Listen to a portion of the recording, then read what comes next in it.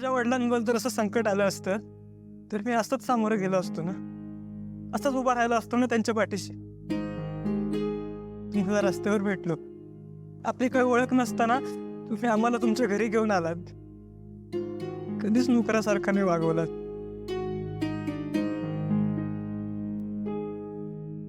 ते मी आदराने चांगुलपणाने वागवलं.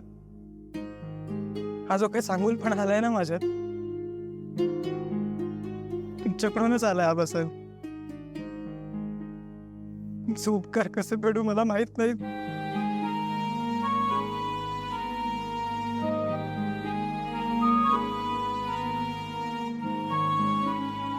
तुझं आणि माझं गेल्या जन्मीचं काय नातं होतं मला माहित नाही, पण या जन्मी तरी आता हे नातं पक्क झालं,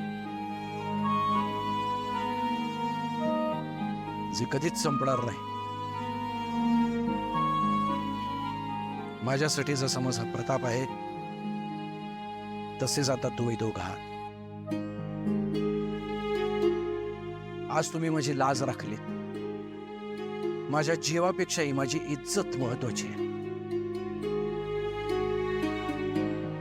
मी माझा जीव काढून गावासमोर ठेवला असताना तरी लोकांनी विश्वास ठेवला नसता, पण तुम्ही माझी इज्जत ठेवली. त्यासाठी तुम्ही मागाल ना ते मी तुमच्यासाठी करायला तयार. बोला काय करू मी तुमच्यासाठी? प्रिया मॅडम, हीच योग्य वेळ आहे प्रीतम सरांनी तुमचा हात आबासाहेबांकडे मागायची. आबासाहेब बघा, आम्हाला असं काय नको आहे, पण जर शक्य असेल तर घरात गणपतीचा उत्सव साजरा करूया का?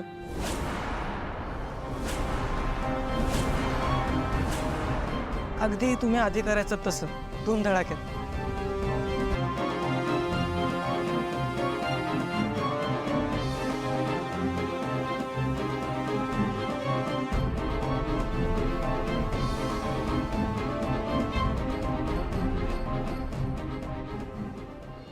ठीक आहे, करूया साजरा.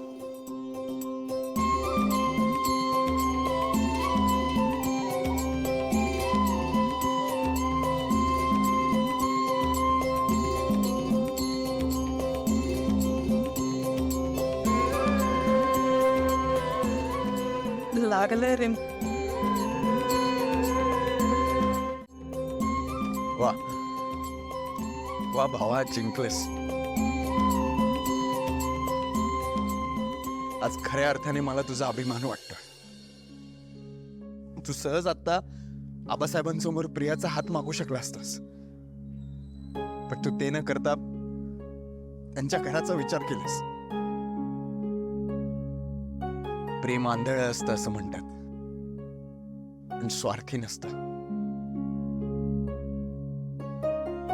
आणि आज तू तुझ्या प्रेमामुळेच आबासाहेबांचं मन जिंकू शकलास. आता नाही ते तुझ्या लग्नाला नकार देत. लवकरच आता आबासाहेबांजवळ तुमच्या लग्नाबद्दल बोलायला पाहिजे. एकदा का त्यांनी होकार दिला ना, मग आपण लवकरात लवकर जाऊन आईला हे सगळं सांगूया.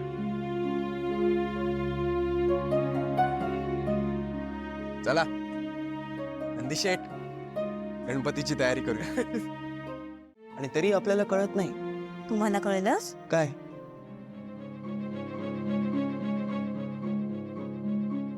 हेच की प्रीतम सरांमध्ये त्यांच्या प्रेमामुळे झालेले बदल कळलं.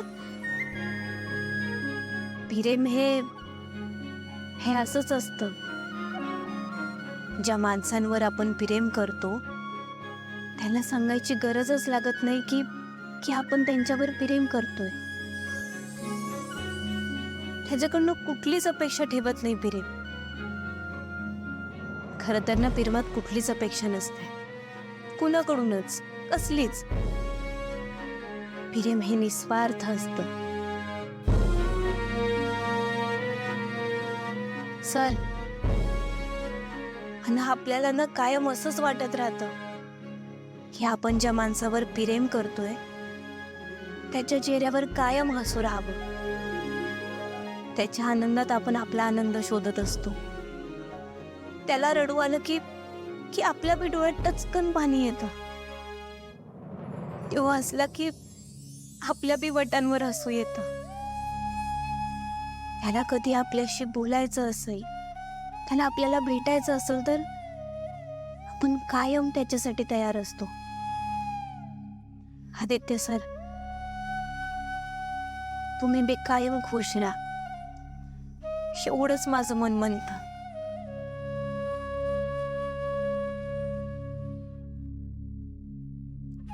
म्हणजे म्हणजे प्रीतम सर प्रिया मॅडमच्या बाबतीत असाच विचार करत असतील म्हणून त्यांच्यात एवढे बदल झालेत असं मला म्हणायचं वाटतं.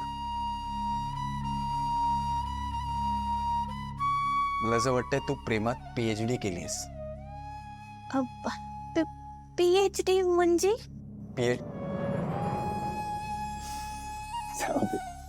तुला नाही कळणार.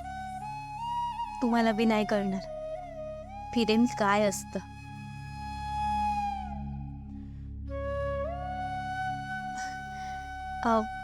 बरं मी आवरून घेते. चला आपल्याला आवरायचं ना, गणपतीची तयारी करायची.